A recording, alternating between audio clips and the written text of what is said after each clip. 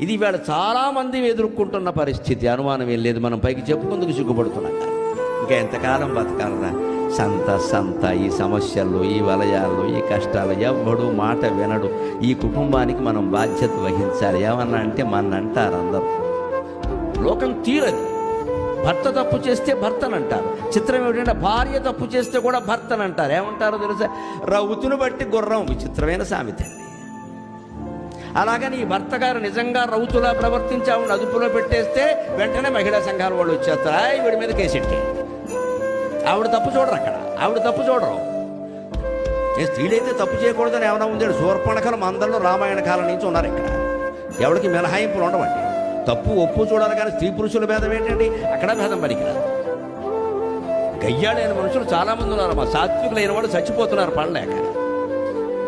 తప్పనిసరి కాపురాలు చేస్తున్నారు. ఇక్కడ వేరే అలవాట్లును తప్పులు అక్కర్లేదు. గయ్యాడితనం చాలండి సంసారం నాశనం కావడానికి. ఏదన్నా గొడవే.